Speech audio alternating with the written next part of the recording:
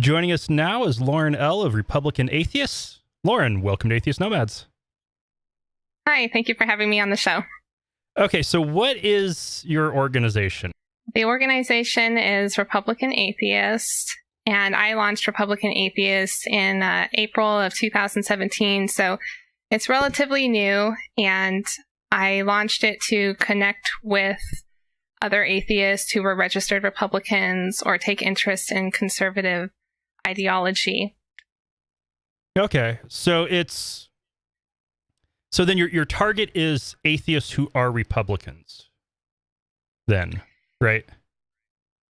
Yeah, I really was influenced from different atheist groups. Some people might find this interesting. I've been atheist since I was 18 years old, and I've gradually tapped into the atheist community here and there for the last 10 years. I'm close to 30 years old now. And Okay. I've gone to different atheist meetings in Southern California, which is where I'm born and raised, Southern California. And I've also participated in various Facebook atheist groups. And during the last 2 years, I started to voice my more political views because we had the campaigning going on for the 2016 general election. And I started to share my views in these groups. I also focus a lot on mass migration in Europe. And so I noticed that when I would speak up in atheist groups and speak about Islam and more conservative issues, I was harassed sometimes in atheist groups and called names. And one group, an administrator, said I was a problem because I would speak up for my views when people would challenge me. And so I said I wanted to create a group where Republican atheists are represented, and I wanted to bring more awareness in the atheist community that there are Republican atheists, there are conservative atheists. I know this seems like common sense to some people that, well, of course there are Republican atheists, but there's been a number of people I've encountered who are like, well, I never met a Republican atheist before. I didn't even know that can exist. I've met atheists and religious people who have both said that they've never met a Republican atheist before. And so that's kind of what influenced me to launch Republican Atheists.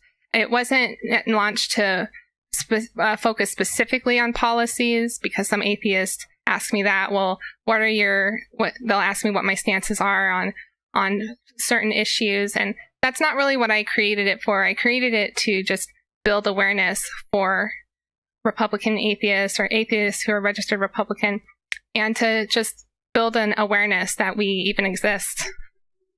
Because you have to have awareness in order to gain respect, right? Yeah, there's a lot of confusion about the Republican Party altogether.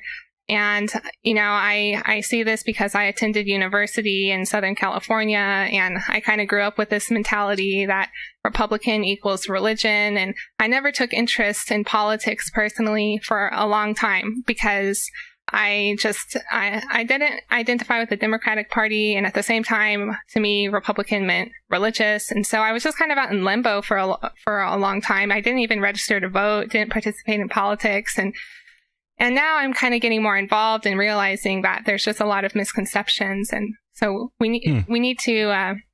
So I need to communicate more. That's my goal, is just to communicate, introduce myself to people, and kind of connect with people who are on the same level, I guess, in terms of our thinking. Yeah, okay, that makes sense. Yeah, we know a few atheists here locally who are Republican. One's a lawyer, and the other... Just because they happen to be assholes, I don't hold that against them. And the other one is, he's a member, like a Republican Party precinct committeeman, or at least has been numerous times. He just went to law school. He's a Army retiree. He's been on the Mountain Home City Council, and he's been accused by many of being a rhino. And he's also had kind of a bit of a goal of getting more moderate Democrats in Idaho to start working within the Republican Party to try to shift the party from far right back towards the middle a little bit. Yeah, I think that's what's happening as time goes on. Is I think after this presidential election, many people are taking interest now in the Republican Party and more conservative ideology because there was just a lot of issues that happened during the campaign period where students were protesting against conservative speakers on college campuses, shutting down conservative speakers. Some of these speakers are even atheists, conservative atheists that tried to speak on college campuses and were shut down, primarily in Southern California. And then there was the violence, many issues of people blocking roads. And so these events have really made people kind of take a closer look at what party they're affiliated with. And it's kind of opened this doorway for people to take interest in conservatism and the Republican Party. And so there's this effort to kind of connect with the moderate people with more moderate views, and to figure out how to participate. Right. Now, yeah, it's hard because the media portrays the Republican Party as this far-right, super conservative, neo-Nazi, pro-religious thing, when that represents maybe 5% of the Republican Party. And everybody else gets kind of washed into that. Well, some of that's been just because of how effective the Tea Party element within the Republican Party has been able to gain control in Congress.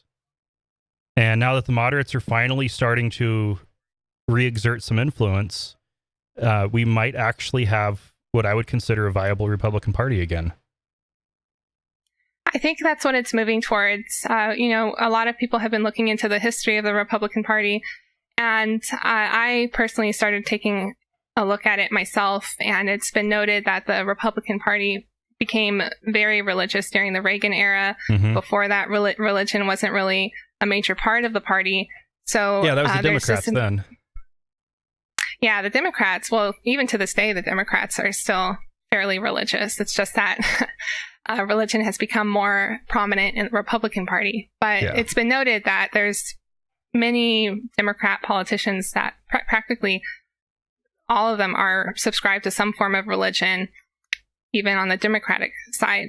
It's just that it has been more extreme in the Republican Party.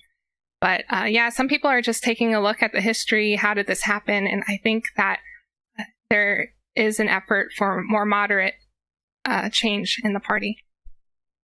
Well, I certainly hope so, because it's really hard to equate that far right 5% with any kind of humanism.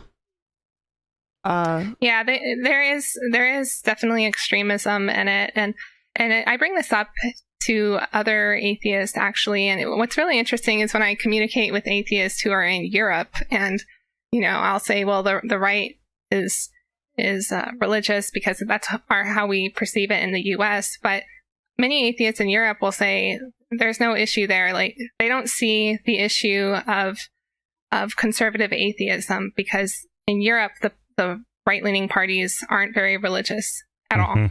And it's more the left-leaning parties that are. Yeah, so in the U.S., there is this, it's a bit unique because the Republican Party, being the more right-leaning party, has kind of used religion as a crutch. And but in Europe, it's not that way. So I think there's a similar change happening in the U.S. Well, I think one of the problems is just the two-party system. Because you end up, instead of having actual ideological parties, you have coalitions of ideologies with compromising and agreeing to work on each other's issues. The only thing that really seems to have been consistent through the Republican Party has been the pro-business interest. All of the rest has kind of restructured periodically. I think so. I can't speak too much on the specific history of the Republican Party because I have to be very honest with you. I haven't taken interest in politics for some time now. It was just this, the past 2 years, I started taking a closer look at politics, wanting to get more involved in politics. And so I'm gradually learning more about the history of the Republican Party, the Democratic Party, and the third parties. But I'm at a point now where I'm just simply taking interest in it. So.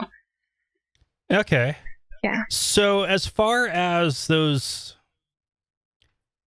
conservative philosophies that you think are not anti-humanistic. What would you say those are? Well, and I know that's a really big question. Yeah, it's kind of a broad question, but from what I've acknowledged, a lot of the topics that Republicans are concerned about, and the more left-leaning side will say, well, that's anti-humanism. It's really interesting for me to communicate with Republicans and find that they have their perspective of humanism. It's kind of like people have this different concept of what humanism is. So, for example, on the left, more left-leaning ideology, they don't promote, or there's this more effort on taking guns away from people because they believe that there will be there's more murders and crime because of people having guns. But from the right side, they think that they are able to protect themselves. They're able to protect their neighbors. It's like this interesting difference in what humanism is. A big issue, and I mentioned this before, I focus a lot on mass migration. I'm located in Europe right now. Mass migration has been a huge topic here for the past few years, especially in 2015 when many refugees from the Middle East and parts of Africa started pouring into Europe.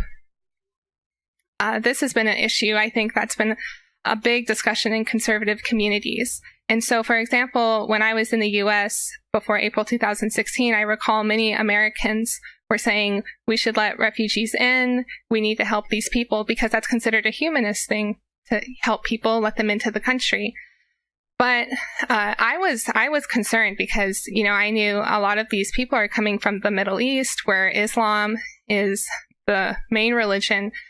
It's a completely different culture there, a lack of education and things like that. So I was more concerned about the communities and the citizens of the countries accepting the refugees, you know, because I said, what are they going to bring with them? Will there be an increase in crime? How is the education system going to handle this? And so that's kind of a perspective from the right-leaning community, is they're concerned about the safety of their own people, I would say. And so that's their idea of humanism. But one of I used to be Republican. I was very conservative politically, like ridiculously conservative politically. And I would now consider myself to be pretty left-leaning, and I am actually a registered Democrat. The biggest change for me was looking at the ideologies and what was behind the ideology. So with guns, Democrats want more gun control. Republicans want guns to protect themselves. Gun control is demonstrated through copious amounts of data to reduce crime rates, at least reduce the lethality of crime. Whereas wanting to protect yourself against criminals is fear. You're afraid, so you want a gun, and the evidence shows that gun is more likely to be used on yourself or a loved one. And that weakens the argument. The same thing I've seen with the anti-refugee argument. Refugees, the data shows they do not increase crime rates, and they are more likely than native-born citizens to start businesses. But there's fear that they will. Well, I've been studying news in Sweden, and I live here. I have a Swedish boyfriend who's born and raised here in Sweden, so I have all these resources that I keep up with. And I've seen people put up reports that the refugees haven't sparked an increase in crime, but based on my research, I don't agree with that, and I really want to get to the source of who's putting out that information, because I've been following news in Sweden, and ever since well, it was primarily in 2015, approximately 165,000 refugees came into Sweden, and crime did increase. And the Swedish government, this is something I also keep into concern, is what type of information the government puts forth. And I think Americans can't understand this so much because you're not in Sweden. Compared to me, I'm in Sweden. I can turn on the Swedish news every day and see how they present issues. How do they present crime? Do they even present crime? I mean, there's been cases here in Sweden where the police won't release reports. They're also very vague about who's committing the crimes because, it's important to keep the public in a certain mindset. But I would say that there is an increase in crime in Sweden. And this is shown through the Swedish police have more and more money having to be given to Swedish police. Swedish police are walking off the job. There's been reports of this where Swedish police have actually had to lower the intelligence test in order to recruit police because many have left their work claiming that they're not paid enough. They're not prepared enough either. So, I mean, there's just all these different stories to resort to. And personally, from what I've read, I see that there has been an increase in crime. And I mean, what does that say about police walking off the job in Sweden? It's very difficult to get a gun in Sweden. You know, it's a lot of people don't have guns. If they do, it's probably for hunting. But many people are scared because the police have been walking off the job. The police haven't been doing a good job at protecting society. And so there's actually been increase in demand for guns in Sweden from the citizens, primarily because they don't feel prepared.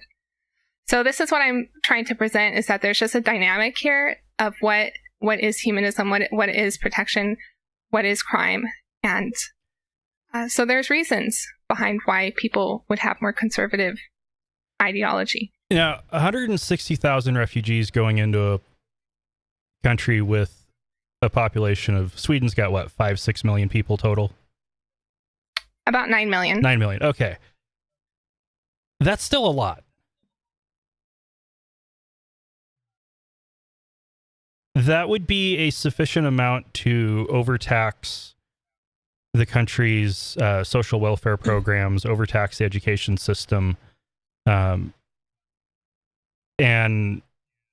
poverty and crime definitely have high correlations, especially poverty among marginalized groups within society. Well, I think we're talking about two different monsters here. I think we're talking about European migration, which I've been watching a little bit of because I'm American, you know, everything is about America. But no, the European migration problem is I think if you lived there, you would be of the more conservative mindset about refugees, just because there's been so many in the past couple years. Well, America, we can accept more and spread them out more evenly to not tax a certain population. Well, we can also be more selective because we have an ocean between us and they can't just where they're coming from. Float over. I got to see it firsthand with how bad it can get when I spent 6 weeks in Jordan on an archaeological dig. Literally half of their population is refugees. In some cases, multi-generation refugees. And when you have that high of a percentage, you just can't handle it. Their society is largely broken because they don't have the infrastructure for it. They don't even have the water for that many people. Yes, it's very interesting. And so when I was in the U.S., this was when I first started hearing about mass migration, was a few years ago when I was in the U.S. I think it was like 2014 or so. That was when I started seeing a lot of news and information going out. I remember it was like a viral subject for a long time on Facebook, and many Americans said we should accept these refugees, like no questions asked, you know. And I knew that, again, these refugees are coming from this part of the world that's just so different. And I had a lot of questions, but I just remember many people supported it, and anyone who opposed it, I remember in atheist groups, I opposed it. And I said, you know, we need to kind of put some more thinking into into this before we just let so many people in. And I remember many people just spoke down on me, said I was inhumane. But now we can see what's happening in Europe, that it's reasonable to be concerned about a type of people who are entering a country. It's reasonable to be concerned about immigration, to be concerned about how people are managed when they enter. And so I think this is what's influencing a lot of people to take more interest in... I have to stop you there. If you're saying that a type of people is dangerous, that is 100% definitely anti-humanist. You're saying that those people, because of something about them, do not deserve safety. If your concern is about quantity, I think that's reasonable. If your concern is about who it is, that's xenophobic. Well, there are different ways to look at it, of course. But I speak a lot from, again, what I've read in Sweden, not just Sweden, but Europe. I've kept up with how the EU has been promoting mass migration in Europe, and it is a concern. And I'm really, disappointed that it's been summed up by many people as xenophobic or racist, when this is a really pressing issue. There has been an increase in rape. There has been an increase in crime in Sweden. And, I'm really disappointed that many people aren't speaking more about it in the United States. But still, if it's about who it is that's migrating versus how many, that's where I think the big difference is. Well, it's a unique perspective from an atheist point of view, too, because if you're an atheist and you think all religion is bullshit, basically, not politically correct, but anyway, the fact that most people who are refugees right now are Muslim, it just adds another layer of bullshit to it. Right. Like in Boise, we get 10,000 or so refugees over the course of several years, mostly from Muslim majority countries. Most of these refugees are Muslim, and they start restaurants and don't commit crime. But it's also a small percentage of the population, and we can handle it. Would you be as concerned about 150,000 Ukrainian refugees moving to Sweden as you are about 150,000 Arab Muslim refugees?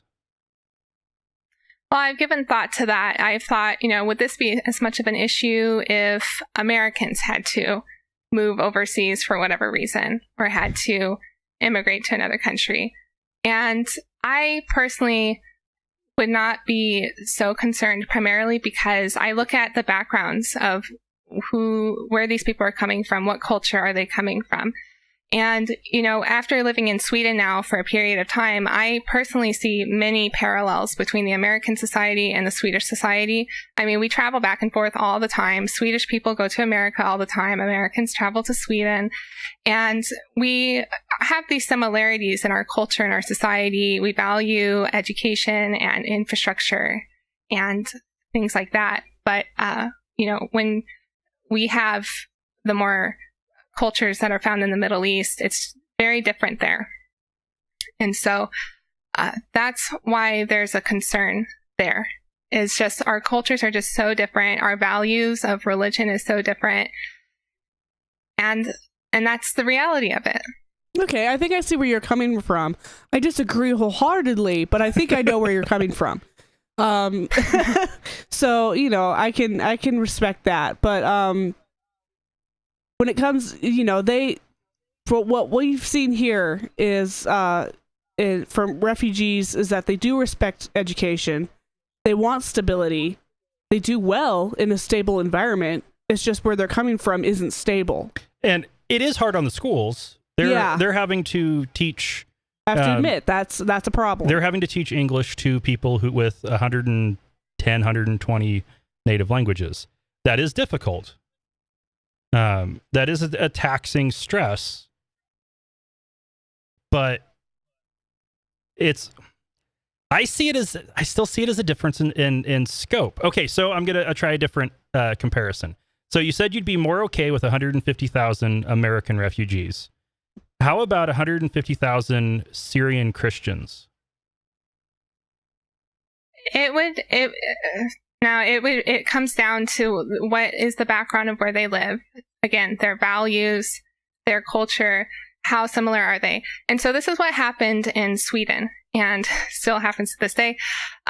When many of the refugees were coming into the country, there were some people who kind of, I guess they had red flags go up and say, wait, who are these people? Because what Sweden did was they placed them in various communities throughout the country, tried to spread them out evenly. And so, of course, you're going to have people sometimes who are just like, okay, I want to know more about these people.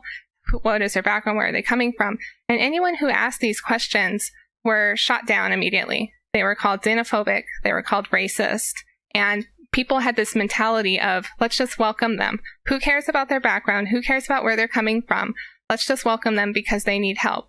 And so Sweden didn't even put in effort into documenting the people entering the country, figuring out what their true age was, because many of them came into the country claiming that they were 15 years old because, more preference is given to children. And now we're finding out that many of them are actually 25, 30.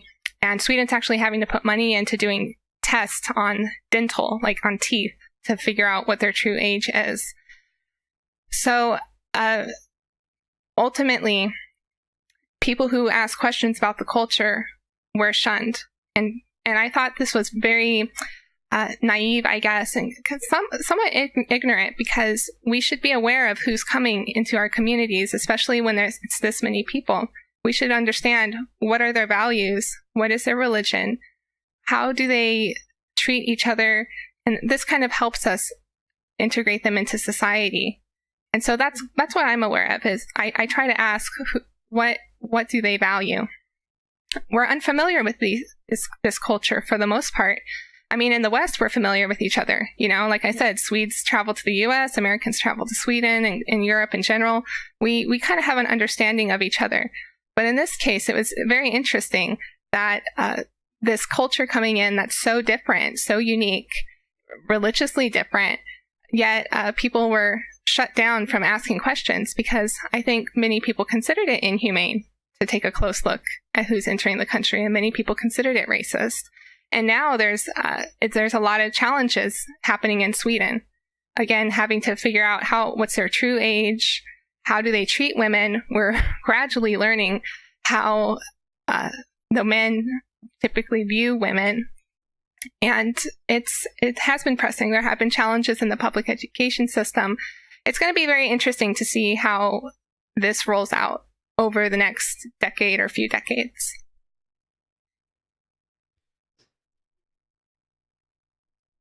Okay, this is going to sound like I'm beating a dead horse, but if it'd been 20,000, do you think that would have been okay?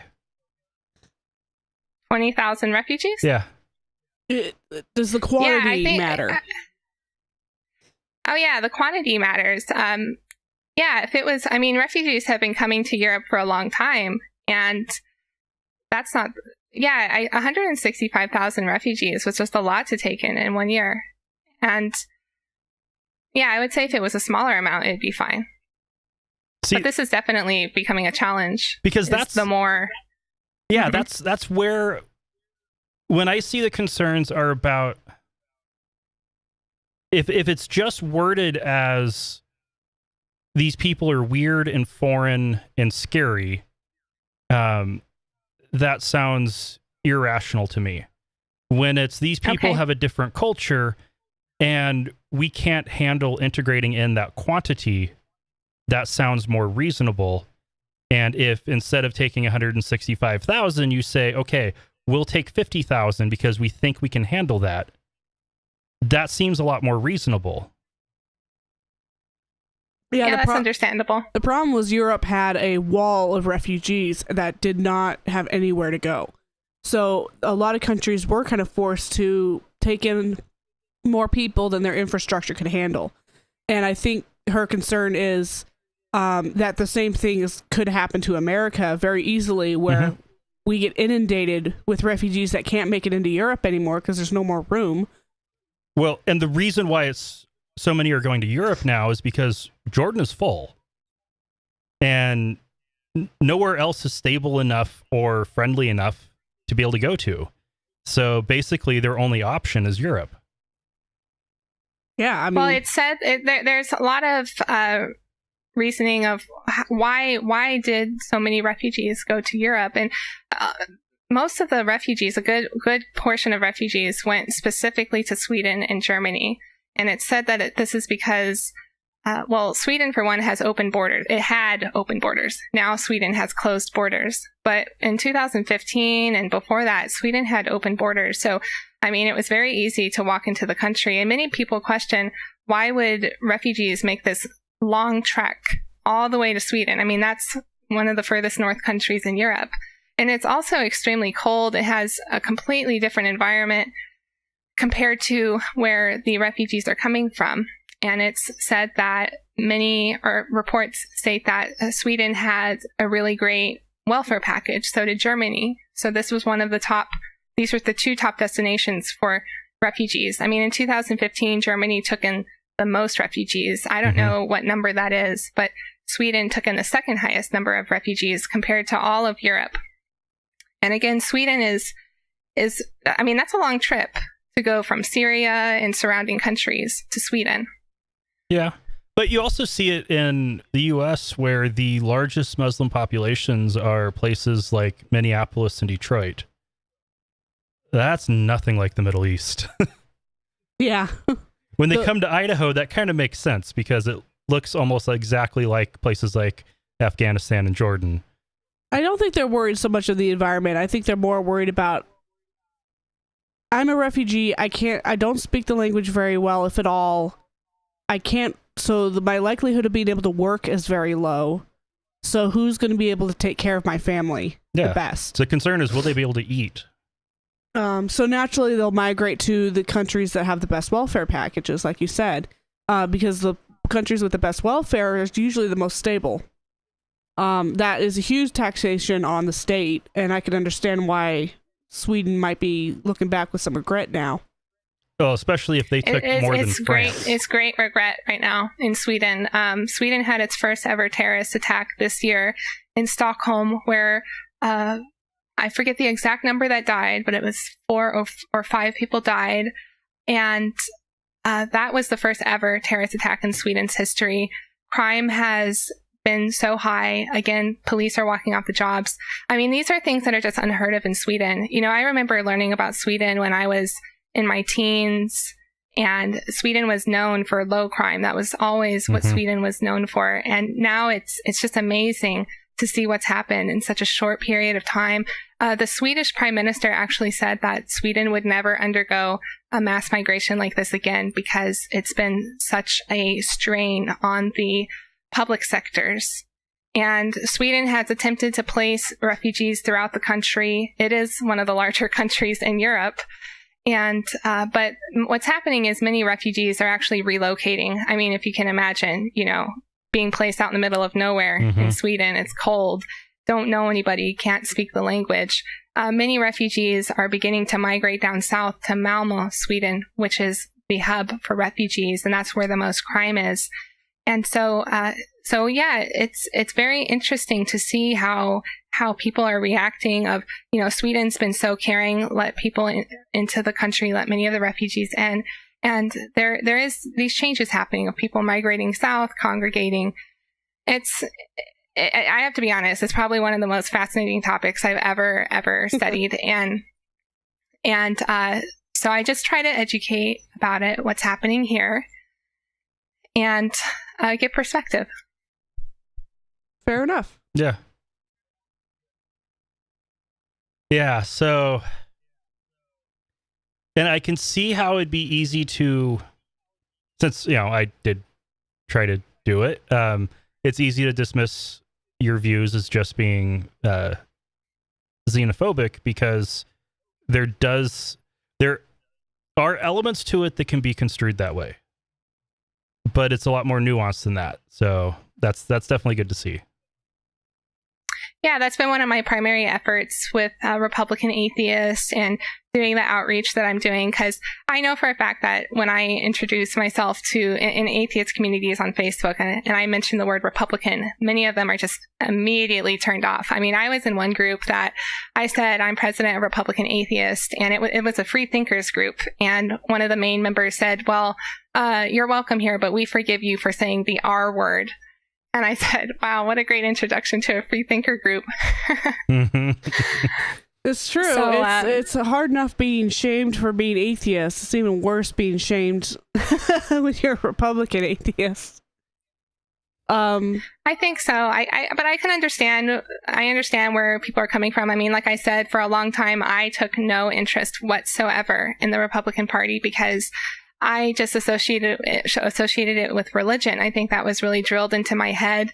And but due to recent events, I mean, I felt my back was up against the wall, and I said, who am I going to vote for? Who am I going to side with? And I ended up just, I guess, opening my mind up a bit more. And yeah, so here we are. So here's the big bomb. Did you vote for Trump? I did. And do you regret, or do you stick with your decision? Well, it was interesting. I didn't support him right off the bat. Obviously, the first time I heard him, he was very different compared to any other candidate I've ever seen in my life, and that we can very agree aggressive on. But when it came down to it, after listening to the other two candidates that got a lot of press, Bernie Sanders and Hillary Clinton, and when I was hearing all this information about mass migration in Europe, it's kind of like I have to break down what my values are. And so that's kind of what it came down for me. I voted for him not specifically for his reasons. There are many things I don't agree with, and I honestly don't really care much about. But when it came down to it, with studying mass migration in Europe, studying what's happening in the education system, I mean, I think that's what many of us do when we vote for a candidate. We're not voting for them because we support them 100%. We vote for them because we can generally support what they're putting forth. And so that's kind of what it came down to. How many check marks can you tick off on issues, basically? Well, one thing that I like about what he's brought up is mass migration. I mean, he gave a speech where he mentioned Sweden, which I was amazed about when he was discussing mass migration, because I remember when Obama was in office, he just didn't address mass migration at all from what I saw. And so I gave Trump credit for bringing up Sweden because Sweden's dealing with a lot of problems. I also like the approach or analyzing the public education system, military, immigration. But things that I don't approve of is just how he communicates with the public. I mean, with the recent transgender issue where he just tweeted, basically fired everybody in a tweet. Yeah, I thought it was just, I understand there's a lot of concerns about the transgender community participating in the military. And, I've talked to all kinds of people on this topic now to try to see different sides of the spectrum. But yeah, I think how he just tweets, and it's disrespectful. And I would prefer more grounded communication with the public. Right. Something he's incapable of. Thank you. Yeah, I have no idea why he's communicated the way that he has. But I mean, generally speaking, I think he's brought some interesting things to the table that I personally feel haven't been discussed during the 8 years that Obama was in office. So that's something I can appreciate. There's two things I can give him credit for. He has weakened U.S. standing around the world, which is causing Europe to actually take their own defense and security seriously instead of just relying on the U.S. I think that is a good thing because the U.S. can't afford to keep playing world police. I think the way he's gone about doing it is inviting World War III, but it's happening. But and the other is he has been so polarizing that he's polarized both parties, and there appears to be in Congress moderates actually starting to work together across the aisle, which means we might actually get a functional Congress again. Yeah, despite him. I think so. I think there's really been a lot of interesting things that have happened with him being in office. I mean, I have to be honest. When I first started voicing my conservative views, I began asking, and I noticed there was a lot of opposition towards me in atheist communities. I began asking around, like, is there an atheist community or an atheist or Republican atheist organization? And I was surprised to learn that there was none. Many people pointed me to David Silverman of American Atheists because he had represented American Atheists at CPAC and kind of spoke up for conservative values. But, I was like, well, that's not an actual conservative atheist group, though. And so that's why I launched this group. And to be quite honest, I wouldn't have ever seen myself doing this. So how many people are in your just group? A couple years ago.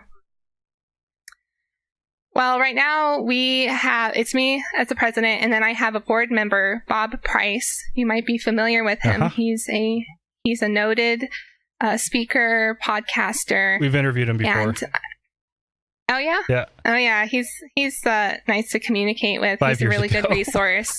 Oh, it's been a while then. It's been a long time. Yeah. Oh, he's still around. He's still participating and doing things. We also had a board member who was actually a voted-in representative in New Hampshire. His name was Brandon Finney, and he recently received a bunch of coverage because he publicly noted his atheist views, and he was a Republican. So Friendly Atheist covered him. He got a bit of press. Good for him. And I reached out to him. I reached out to him, and he said, "Yeah, I'd like to participate in your group." But here's the thing about Brandon: he recently stepped down because he changed his party affiliation to Libertarian. So, I'll try getting you in touch with our local Republican atheist councilman. He doesn't hide it all. His license plates are atheist. Yeah. he got his plate signed by Richard Dawkins. Oh wow. Yeah. If you know of any Republican atheists, we're always looking to reach out. And one of the things that I've said with Republican atheists is that I just really want to have conversation and critical thinking and trying to gain understanding, because I know there are many atheist groups, and there's actually conservative atheist groups on Facebook that are kind of, they've become little venting locations, I say, for atheists with conservative views who have been kicked out of other atheist groups. But a lot of them kind of just share memes and posts. There's really no organization. So with Republican Atheists, I said, I really want to have a group that's organized, that does public speaking, public engagements. And so we are looking for more board members, and anyone who wants to contribute is welcome. And the requirement is to be a registered Republican and a pronounced atheist. Okay. One issue you've brought up a few times that I want to hear your views on a bit more is education. You specifically said you liked some of what Trump was saying about it. What exactly? Well, he put Betsy DeVos, or he chose Betsy DeVos as the education secretary. And one of the things that was noted was school choice. And I've taken more and more interest in this over the years because and there's many reports on this, that the school system tends to have, or be predominantly dominated by more liberal mindsets. I recently read a report that the majority of practically all universities in the U.S. are dominated by Democrats. It's very rare to find a Republican professor, or to generally find Republicans in the education system. And this is seen in things also as such as journalism departments at universities. And so, and I know from my personal experience as well, I attended university for 5 years. And even when I was attending university, I personally noticed something was a little off when I was in university. There was a lot of focus on race studies and gender studies and women's studies, and not so much on economics and personal finance. And so this has been something that I'm personally concerned about, is the dynamics of views presented on college campuses and in the general public system or public education system. But with the college campuses, there's already lots of private colleges, and most of them are still left-leaning. Even the conservative religious ones tend to be politically left-leaning. I went to Walla Walla University. It's a Adventist university in Eastern Washington, and even the theology professors were predominantly politically liberal. Right. Those drawn to education tend to be of a little bit more liberal mindset. I think that's just one of those things that is, well, okay, for one, if you're going to be willing to work for such a low wage for, despite the amount of education you have to do, it takes a certain kind of person. Well, I've read reports of professors who are more conservative, who are registered Republican, who are fearful of telling the party that they're affiliated with because there is this concern about being fired or being confronted. We saw on many college campuses that students confronted conservative speakers on campuses, and they even confronted conservative students who wanted to attend the events with conservative speakers. There were many occasions where riots, well, not riots, but unruly protests. There were protests, but some students, and there's footage of this, students were physically attacked and they were approached. There is this stigma on college campuses and in the general public education system against conservative thinking. Well, I think it's against certain aspects of conservative thinking. I don't think if you have a conservative economic person coming to talk, people wouldn't be upset. But because these people start to get into really sensitive social issues, a liberal college student looks at this as that's just hate speech, and we don't want that here. Right. It's become very domineering, and I can understand where they're coming from. I can understand their perspective. But as I mentioned earlier in the broadcast, the conservative ideology, there's a different approach to what's the right thing to do. How do we handle situations? And how we can come to an agreement on things, in my opinion, is just to communicate and to try to understand one another. I mean, if we can't communicate, which is what happened on college campuses with these conservative speakers being shut down, I mean, that's a sign of just not being able to communicate, and ultimately a sign of not being able to understand the opposition. It's true. If anything, it just shelters college students from different thinking.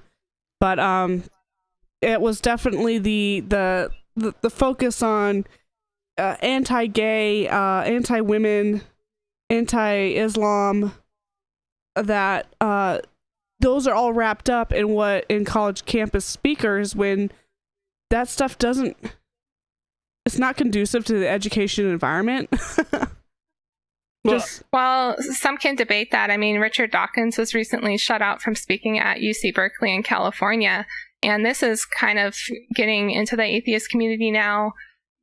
I mean, he's a really well-known atheist speaker, and he's being shut out of a campus for his views on Islam. There was another atheist speaker who was shut out from a campus in Southern California. So from an atheist perspective, this is really concerning to me because atheist speakers are even being shut out. I mean, it's really becoming a threat even to atheists, in my opinion. Right, because from our point of view, Islam is dangerous, just as dangerous as Christianity. It's not that we're xenophobic. We just think it's all bullshit. I want to turn this focus back to the school choice issue. Why do you support that?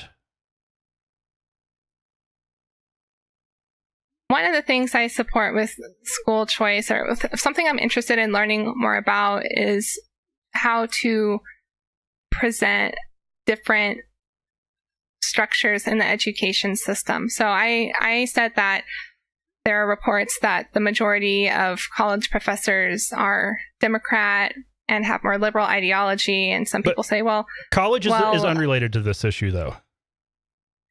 Oh, you're talking just secondary, primary and secondary education. Post-secondary, there's already choice. It comes down to, can you get the scholarships and the loans for it? But anybody who wants to go to a private school can go to a private school. At that level, it's well, there's a lot of issues with the public schools, the elementary schools. Parents are being blocked from being able to choose which schools to put their children in based upon their locale where they're living. So, for example, I read a story about a mother who was living in Orange County, and her children were designated to attend a specific school within her neighborhood or her zip code, whatever the restriction was, and she did not like the school that her children were in, and so she went to the public education system and asked, can I put my child in this other school, which happened to be outside of her zone? And she was told no. The school system challenged her and said she couldn't move her child, and so she ended up selling her house and relocating altogether to go to so that her children could go to a different school. And I understand this can change depending on where people live, but across the U.S., that is an issue. That's pretty standard. People. It's a taxation thing. It's property values. They have to try and evenly distribute children based on property values and annual and average income, so that you don't get neighborhoods that are full of white rich people and then some neighborhoods that are full of poor black people. And you still get some of that anyway. And yeah, there is the once in a while where you're just stuck in a school district you don't like. You kind of SOL. I think it is becoming an issue, and I always like to talk about things happening in Sweden too. I think it gives a different perspective to hear what's happening in other countries. Absolutely. In Sweden, there's actually a crackdown on school choice here as well, because Sweden has been letting in many refugees, and so there's this goal to integrate them, educate them, have them in the school system, and so it's said that many parents, when their child is born in Sweden, they have the choice of choosing which school their child goes to. But many Swedish politicians now view this as a problem, because what's happening is the native Swedes are going to certain schools where they are more articulated, more advanced in certain fields, whereas the refugees and immigrants are in other schools where they're not performing as high. So they're trying to balance this out, and they are. There's been proposals to limit school choice to integrate the students and have them be in schools together. But this has shown a negative impact to a certain extent, that schools now are performing lower because the teachers are having to allocate more time to the immigrants who can't speak the language very well. The students who are native speakers aren't getting as much help as they can be receiving. So there's a lot of issues right now about school and school choice, and just many parents are concerned about having options in school. Well, so everybody, I think everybody would be concerned if their child isn't getting the best of the best. Right. And Sweden was the best of the best for so long that I think they've been spoiled by it. I think they've gotten used to the privilege of having a higher education for their children, and being exposed to the realities of having to deal with people of different cultures is probably a good thing for them. Obviously, there are limitations to that. Like we said before, Sweden was inundated with so many refugees at once that it was not going to go well no matter what. And we're seeing the backlash of that. Right. So many parents are disappointed right now and becoming increasingly upset because they're no longer able to choose the school for their children. And it is a concern. Right, because if they had their way, they would have the rich white school and the poor black school. Now, let's bring it back to the U.S., where school choice is code word for publicly funded religious education. Charter schools. What Betsy DeVos wants is to shut down public education and make everybody go to private schools. In some cases, they'll be religious, and in the rest, a lot of them will be for profit. I think that is an issue, is the religious aspect of it. That's something I'm concerned about too as well. But when I think of school choice, though, I don't just limit it to religion. And I think this is what I generally see in the atheist community when they discuss Betsy DeVos is, well, it's all about religion.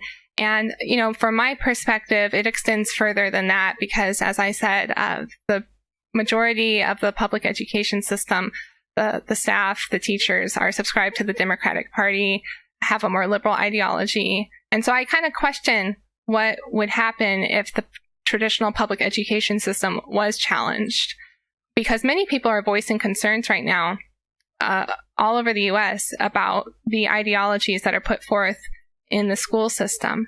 What I see as the bigger issue is private schools, even with charter programs and voucher programs, are still allowed to be selective.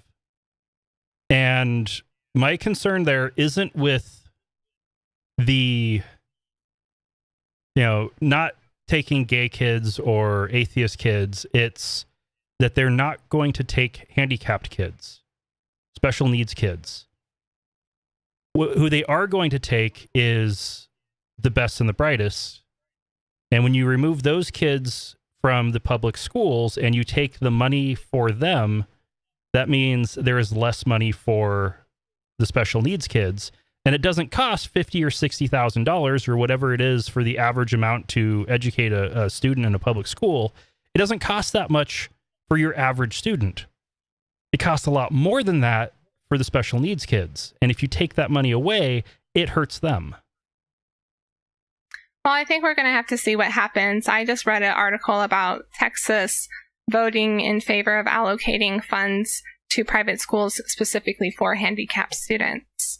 So, we could see more efforts increase to help students. I think this is just really experimental right now, and I'm very interested to see what happens, actually. If it does become more religious, or what exactly is going to happen with it. I just personally have... I'm just not a fan of the traditional public education system, and I'm interested to see what happens with things like school choice and discussing more of different schools' approaches to education. Of course, we're from Idaho, so there aren't that many schools within drivable distance for you to choose from. There's like one high school, maybe two that you can go to. The charter school options here are definitely religiously motivated. They don't want to teach evolution. They do want to use the Bible as a resource. And they don't care so much about, the parental choice issues or where the money is coming from. They want to make schools profitable like a business. And unfortunately, it's going to leave a lot of people behind. There's going to be issues. I'm definitely concerned about that. But again, I think it's experimental, and I question sometimes why don't atheists become more involved in school. That the public education system is broken. Mm-hmm. Because too many kids are getting left behind. And it favors a very bright minority. If you're naturally gifted and you happen to have the right resources, aka you're rich, then you do fairly well. But for everybody else, you're kind of getting left behind. And it's going to take a couple different tries, I think, to try and find something that's more equitable. Yeah, I'd be more okay with it as an experiment if it was being done in one state.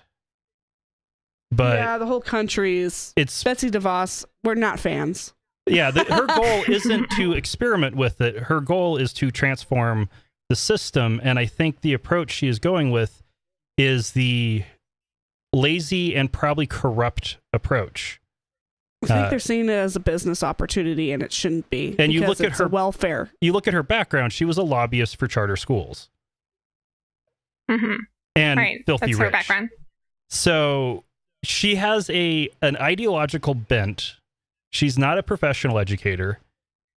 I think she is woefully underqualified for the job that she's in. And so her only solution to the problem, because this is the only thing she knows, is, shut down the public school system. Poor people don't need an education. Well, I don't necessarily see her as shutting down the school system, but it's definitely a challenge to the school system. And I think that's what the education system needs, is a challenge for people to start stepping up and saying, you know what, I'm not a fan of how the school's being operated. So now there's more opportunities for my child to go elsewhere. And I think that's going to really make educators in the public education system differently and try to think of things in a different manner. But that's not they don't have the power to actually fix things. They need legislation to improve things, because they are just civil servants doing what the state tells them. And if the legislatures aren't trying to reform the education system, and instead they're just trying to fracture it, they're not going to be trying to actually improve the public system. And that's where we need the reform. I see school choice as the lazy way out.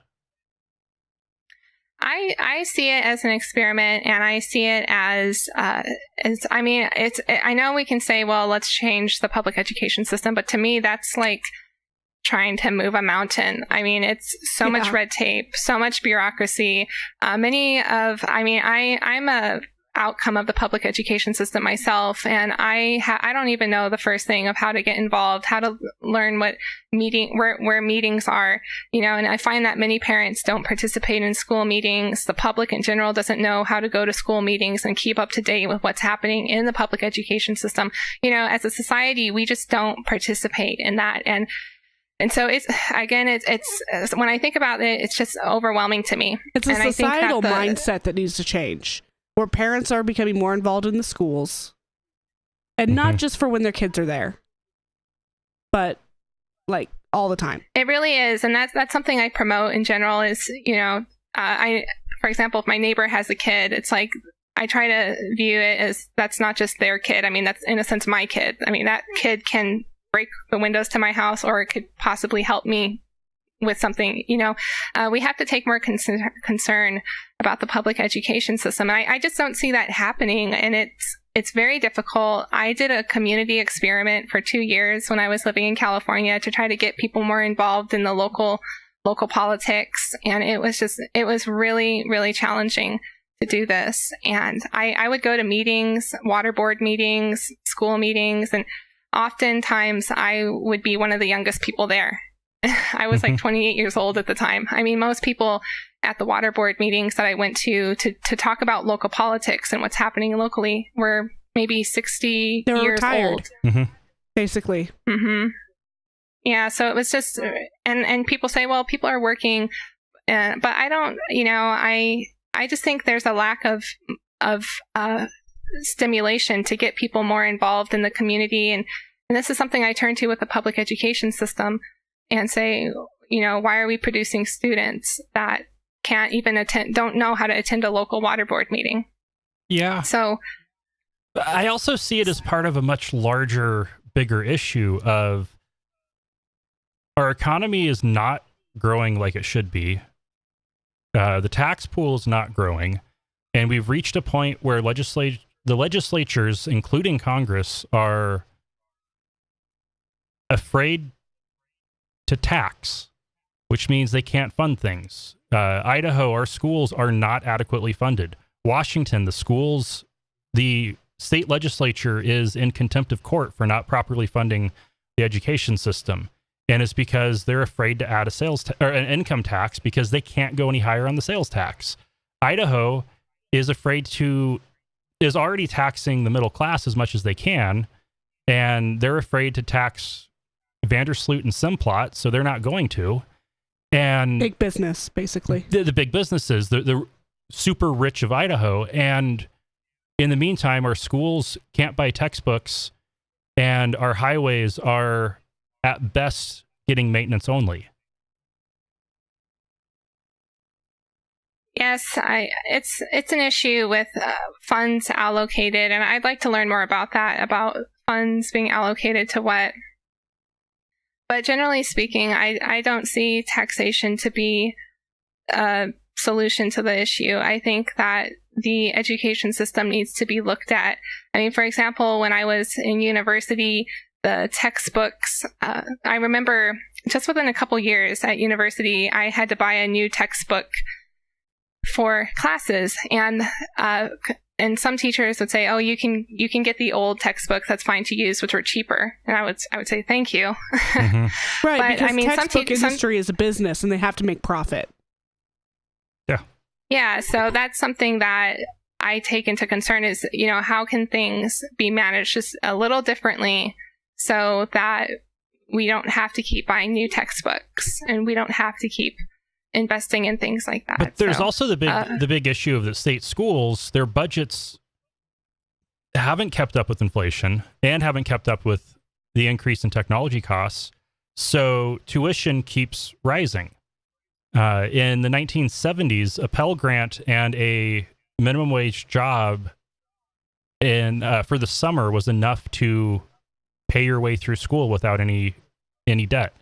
Now, a Pell Grant, a couple scholarships, and a minimum wage job, or better if you can get it, all through the summer and 20 hours a week during the school year, you're still looking at $30,000 in student loans by the time you graduate at a public school.